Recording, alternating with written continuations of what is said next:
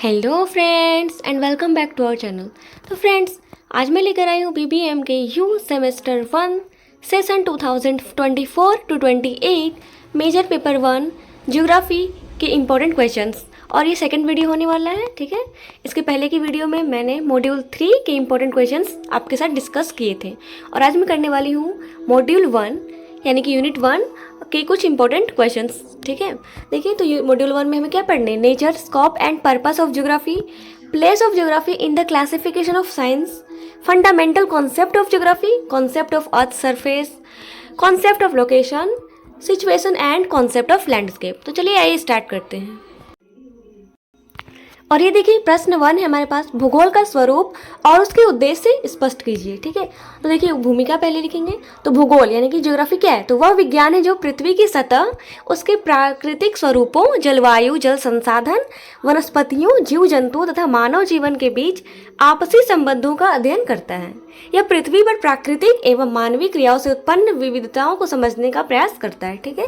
देखिए, भूगोल शब्द की उत्पत्ति ग्रीक भाषा जियो और ग्राफिया से हुई है, ठीक है। तो जियो का मतलब होता है पृथ्वी और ग्राफिया का मतलब होता है वर्णन, ठीक है। तो जिसका अर्थ है पृथ्वी का वर्णन, ठीक है। प्रारंभ में भूगोल केवल पृथ्वी के स्थलीय स्वरूपों के वर्णन तक सीमित था, लेकिन समय के साथ इसका क्षेत्र विस्तृत हो गया और अब इसमें पृथ्वी की भौतिक संरचनाओं के साथ साथ मानव समाज और पर्यावरण के बीच पारस्परिक संबंधों के अध्ययन में भी किया जाता है, ठीक है।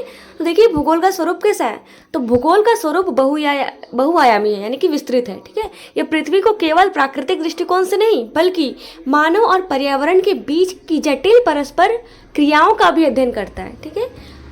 तो कैसे समझेंगे, देखिए यहाँ पे निम्नलिखित बिंदुओं से समझ सकते हैं हम भूगोल का स्वरूप। बहुआयामी स्वरूप है इसका। बहुआयामी स्वरूप यानी कि भूगोल केवल प्राकृतिक एवं मानव गतिविधियों का अध्ययन करता है। इसके लिए दो मुख्य शाखाओं में विभाजित किया गया है, ठीक है। बहुआयामी स्वरूप को दो मुख्य शाखाओं में विभाजित किया गया है। कौन कौन सा, एक होता है फिजिकल ज्योग्राफी यानी कि भौतिक भूगोल, जिसमें कि पृथ्वी की आंतरिक संरचना जैसे कि स्थल रूप, जलवायु, प्राकृतिक आपदाएं, महासागर, पर्वत, मैदान आदि का अध्ययन किया जाता है। और दूसरा है मानव भूगोल। इसमें जनसंख्या, संस्कृति, आर्थिक क्रियाएं, कृषि, परिवहन, नगरीकरण और राजनीतिक प्रक्रियाओं का अध्ययन किया जाता है, ठीक है। अब देखिए, नेक्स्ट है हमारे पास स्थानिक विश्लेषण यानी कि स्पेशल एनालिसिस। क्या होता है, तो भूगोल यानी लोकेशन के आधार पर घटनाओं और प्रक्रियाओं का अध्ययन करता है। उदाहरण के लिए विभिन्न क्षेत्रों में वर्षा के वितरण और कृषि उत्पादन के बीच संबंध की व्याख्या करना, ठीक है। और थर्ड नंबर पे हमारे पास है कालिक दृष्टिकोण यानी कि टेम्परल पर्सपेक्टिव। ये क्या है, देखिए, भूगोल समय के साथ होने वाले परिवर्तन का विश्लेषण करता है, ठीक है। जैसे कि हिमालय पर्वत का निर्माण, गंगा नदी की धारा में परिवर्तन किस प्रकार हुआ, या शहरीकरण की प्रक्रिया, ठीक। उसके बाद आता है समग्र दृष्टिकोण यानी होलिस्टिक अप्रोच। तो भूगोल पृथ्वी को एक संपूर्ण इकाई के रूप में देखता है या विभिन्न भौतिक और सांस्कृतिक तत्वों के बीच अंतर संबंधों को समझने का प्रयास करता है। उसके बाद है देखिए मानवीय और पर्यावरणीय संबंध यानी कि भूगोल मानव और पर्यावरण के बीच में जब गहरे संबंधों का अध्ययन करता है, ठीक है। भूगोल का उद्देश्य क्या है, आप देखिए, तो भूगोल का उद्देश्य, देखिए, भूगोल अध्ययन का प्रमुख उद्देश्य पृथ्वी और उस पर घटित होने वाली घटनाओं को समझना है, ठीक है। देखिए यहाँ पे निम्नलिखित उसके उद्देश्य कौन कौन से, पृथ्वी की प्राकृतिक विशेषताओं का अध्ययन करना, उसके बाद है मानव और पर्यावरण संबंधों की व्याख्या करना, ठीक है। उसके बाद संसाधनों में प्रबंधन में सहायक होता है ये।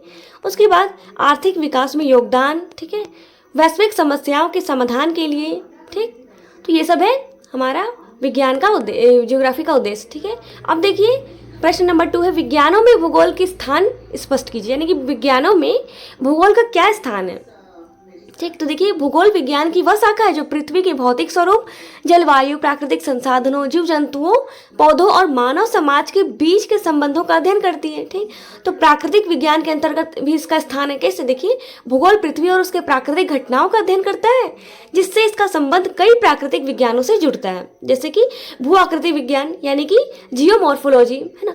जियोमॉर्फोलॉजी में क्या पढ़ते हैं हम, पृथ्वी की संरचना, ठीक है, और उनके निर्माण की प्रक्रिया का अध्ययन करते हैं, ठीक है। उसके बाद है जल विज्ञान में भी इसका स्थान है यानी कि हाइड्रोलॉजी नदियों, झीलों, महासागरों और जल चक्र की प्रक्रियाओं को समझने में मदद करता है। उसके बाद जलवायु यानी कि क्लाइमेटोलॉजी में भी मृदा, विज्ञान यानी कि पेडोलॉजी में भी जैसे कि मृदा के निर्माण के बारे में, उसके प्रकार और उपयोग के बारे में अध्ययन करते हैं। ठीक है, उसके बाद सामाजिक विज्ञान के अंतर्गत भी इस ज्योग्राफी का स्थान है। जैसे भूगोल मानव समाज के विभिन्न पहलुओं पर भी प्रकाश डालता है, जिससे इसका सामाजिक विज्ञान में महत्वपूर्ण स्थान है। जैसे कि जनसंख्या भूगोल में है, उसके बाद आर्थिक भूगोल में है, राजनीतिक भूगोल में भी है, सांस्कृतिक भूगोल में। ठीक है, उसके बाद देखिए अन्य विज्ञानों के साथ भी संबंध है, जैसे भूवर्ग विज्ञान यानी कि जियोलॉजी, वनस्पति विज्ञान और प्राणी विज्ञान यानी बॉटनी और जूलॉजी के साथ भी संबंध है इसकी, और अर्थशास्त्र यानी कि इकोनॉमिक्स में। और देखिए मानव जीवन में क्या क्या उपयोगिता है ज्योग्राफी की, तो प्राकृतिक आपदाओं की भविष्यवाणी है ना, भूकंप, ज्वालामुखी, बाढ़ और चक्रवात जैसे आपदाओं के पूर्वानुमान में सहायता करता है। फिर योजनाओं के निर्माण में योगदान है इसका। उसके बाद देखिए पर्यावरण संरक्षण में भी। ठीक है, अब देखिए नेक्स्ट क्वेश्चन है भूगोल का स्वरूप और विस्तार की व्याख्या कीजिए। देखिए भूगोल क्या है? विज्ञान है जो पृथ्वी की भौतिक संरचना, जलवायु और प्राकृतिक संसाधनों और मानव के बीच के संबंधों का अध्ययन करता है। तो भूगोल का अर्थ क्या है? देखिए तो वही फिर से लिख दीजिएगा कि भूगोल ग्रीक भाषा के दो शब्दों यानी कि जियो और ग्राफिया से मिलकर बना है। ठीक है, तो भूगोल का स्वरूप कैसा है? भूगोल का स्वरूप को समझने के लिए इसके विभिन्न पक्षों पर ध्यान देना आवश्यक है। जैसे कि पृथ्वी की भौगोलिक विशेषताएं क्या क्या है? स्वरूप, जो जल रूप, जलवायु, वनस्पति और प्राकृतिक संसाधनों का अध्ययन। ठीक है, जैसे हिमालय पर्वत, गंगा नदी और भारतीय मानसून। ठीक है, फिर मानव प्रकृति संबंध है, फिर क्षेत्रीय अध्ययन, स्थानिक विश्लेषण और देखिए भूगोल का विस्तार। ठीक है, तो समय के साथ भूगोल के अध्ययन के क्षेत्र काफ़ी विस्तृत हो गया है। इसके मुख्य रूप से दो भागों में बांटा गया है। पहला भौतिक भूगोल यानी कि फिजिकल ज्योग्राफी, यह पृथ्वी के प्राकृतिक पहलुओं का अध्ययन करता है, जैसे कि देखिए जलवायु विज्ञान हो गया, स्थल रूप विज्ञान, जल विज्ञान और जैव भूगोल। ठीक है, और दूसरा है मानव भूगोल। तो मानव भूगोल में क्या पढ़ते हैं? ये पृथ्वी पर मानव गतिविधियों का अध्ययन करता है, जैसे कि जनसंख्या भूगोल, आर्थिक भूगोल, सामाजिक भूगोल और राजनीतिक भूगोल। ठीक है, और क्षेत्रीय भूगोल। ठीक, अब देखिए अनुप्रयुक्त भूगोल क्या होता है, यानी कि अप्लाइड ज्योग्राफी, भौगोलिक ज्ञान का व्यवहारिक उपयोग, जैसे कि शहरी नियोजन, आपदा प्रबंधन और पर्यावरण संरक्षण में यूज होता है ये। अब देखिए भूगोल के अध्ययन के आधुनिक दृष्टिकोण क्या क्या है? तो पर्यावरणीय दृष्टिकोण है इसके, उसके बाद समाज स्थान दृष्टिकोण, स्थानिक दृष्टिकोण। ठीक, अब देखिए नेक्स्ट क्वेश्चन है भूगोल में स्थिति और स्थान यानी कि लोकेशन और सिचुएशन की संकल्पना को विस्तार से समझाइए। ठीक है, यानी लोकेशन और सिचुएशन में क्या डिफरेंस है उसको समझाना है। देखिए क्या है, तो भूगोल में स्थिति यानी कि लोकेशन और स्थान के दो प्रमुख संकल्पनाएं हैं जो किसी भौगोलिक क्षेत्र की सटीक पहचान करने और उसके अन्य स्थानों के साथ संबंधों को समझने में सहायक करती है। ये दोनों संकल्पनाएं एक स्थान के भौगोलिक संदर्भ को परिभाषित करने के लिए आवश्यक है। जैसे कि देखिए स्थिति क्या होता है, यानी लोकेशन, तो स्थिति का अर्थ पृथ्वी की सतह पर किसी स्थान की सटीक भौगोलिक पहचान से, यानी कि सटीक पहचान करता है। इसके दो प्रकारों में विभाजित किया गया है, जैसे कि निश्चित स्थिति यानी कि एब्सोल्यूट लोकेशन और सापेक्ष स्थिति यानी रिलेटिव लोकेशन। तो एब्सोल्यूट लोकेशन क्या होता है? इसमें पृथ्वी पर किसी स्थान की सटीक स्थिति यानी कि अक्षांश, जैसे कि लैटिट्यूड और लॉन्गिट्यूड के माध्यम से दर्शाया जाता है। जैसे एग्जाम्पल देखें, ताजमहल की स्थिति क्या है? ताजमहल की लोकेशन देखें तो 27.175 डिग्री नॉर्थ। ठीक है, इसका लैटिट्यूड है, और 78.04 इसका देशांतर यानी कि लॉन्गिट्यूड है। ठीक है, अब देखिए सापेक्ष स्थिति यानी कि रिलेटिव लोकेशन क्या होता है? तो देखिए इसमें किसी स्थान की पहचान उसके आसपास के अन्य स्थानों के संदर्भ में की जाती है। जैसे दिल्ली की सापेक्ष स्थिति भारत के उत्तरी भाग में है और यह उत्तर प्रदेश, हरियाणा और राजस्थान से घिरा हुआ है। ठीक है, तो इस जैसे दिल्ली का स्थिति किसके संदर्भ में किया गया, बताया गया? देखिए उत्तर प्रदेश और हरियाणा के संदर्भ में। ठीक है, अब देखिए नेक्स्ट है सिचुएशन। सिचुएशन क्या होता है? तो स्थान का अर्थ किसी क्षेत्र की भौगोलिक स्थिति के संदर्भ में उसके आसपास के स्थानों और भौगोलिक विशेषताओं के साथ उसके संबंधों से है। जैसे कि ये दर्शाता है कि कोई स्थान क्यों महत्वपूर्ण है और इसका विकास किन कारकों से कारण हुआ है।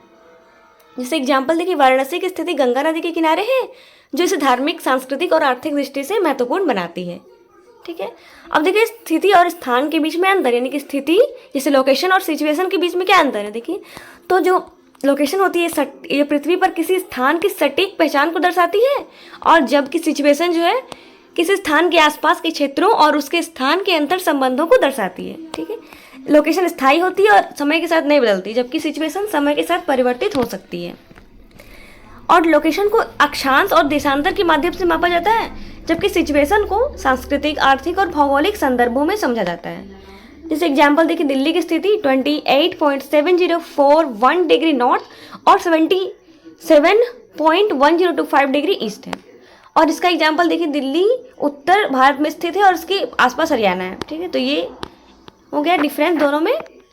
अब स्थिति और स्थान का महत्व क्या है, तो देखिए स्थानिक विश्लेषण में इसका महत्व है, योजना और विकास में, आपदा प्रबंधन में और सांस्कृतिक अध्ययन में। ठीक है, अब नेक्स्ट लास्ट क्वेश्चन है भूगोल में परिदृश्य यानी कि लैंडस्केप की विस्तार से समझाइए। ठीक है, तो लैंडस्केप क्या होता है, भूगोल में परिदृश्य यानी कि लैंडस्केप वह दृश्य है जिसे हम पृथ्वी की सतह पर देखते हैं। इसमें प्राकृतिक विशेषताएं जैसे कि पहाड़, नदियां, वन और मानवीय गतिविधियां जैसे कि भवन, सड़कें, खेत आदि शामिल होते हैं। परिदृश्य समय के साथ प्राकृतिक क्रियाओं और मानवीय हस्तक्षेप के कारण बदलता रहता है। ठीक है, तो लैंडस्केप की क्या परिभाषा है, देखिए परिदृश्य से तात्पर्य किसी स्थान की भौतिक बनावट और मानवीय प्रभावों के समग्र दृष्टि से है ना, समग्र दृश्य से है। इसे दो भागों में बांटा जा सकता है। एक होता है प्राकृतिक परिदृश्य यानी कि नेचुरल लैंडस्केप, जिसमें केवल प्राकृतिक घटकों से बना परिदृश्य जैसे कि पहाड़, नदियां और वन के बारे में हम लोग देखते हैं। और दूसरा होता है सांस्कृतिक यानी कि कल्चरल लैंडस्केप, जिसमें कि मानव गतिविधियों से प्रभावित परिदृश्य जैसे कि शहर हो गया, गांव, सड़क, ये सब ह्यूमन ने बनाए तो ये सब देखते हैं, तो ये हो गया कल्चरल लैंडस्केप। अब परिदृश्य के कौन कौन से घटक हैं, देखिए पहला है स्थल स्वरूप यानी लैंडफॉर्म से, जल निकाय है, जलवायु है। ठीक है, उसके बाद जैविक घटक भी है। जैविक घटक में आ गए वनस्पति, जीव जंतु और मानवीय घटन। ठीक है, भौतिक घटन में ये सब आ गए थे और जैविक घटन में ये सब। ठीक है, अब मानवीय घटक में आवास हो गया, परिवहन, ठीक है, यानी कि सेटलमेंट जैसे गांव, कस्बे और ट्रांसपोर्ट। ठीक है, और प्राकृतिक परिदृश्य के प्रकार कितने हैं, लैंडस्केप के कितने टाइप्स हैं, पहला है प्राकृतिक परिदृश्य, मानव निर्मित परिदृश्य, उसके बाद है मिश्रित परिदृश्य। ठीक है, तो परिदृश्य में बदलाव के क्या क्या कारण है, अब देखिए तो परिदृश्य में बदलाव के कारण है प्राकृतिक कारण जैसे कि भूकंप, ज्वालामुखी, ये सब के कारण भी लैंडस्केप में परिवर्तन आ जाती है। उसके बाद है मानवीय कारण जैसे कि शहरीकरण, वनों की कटाई, कृषि और औद्योगिकरण। ठीक है, परिदृश्य का महत्व क्या क्या है, पर्यावरण अध्ययन में, सांस्कृतिक और पर्यटन में, आर्थिक विकास में, योजना और प्रबंधन में भी। ठीक है, तो ये रहा मॉड्यूल 1 के 5 इंपॉर्टेंट क्वेश्चंस। मिलते हैं नेक्स्ट वीडियो में, तब तक के लिए बाय बाय, टेक केयर।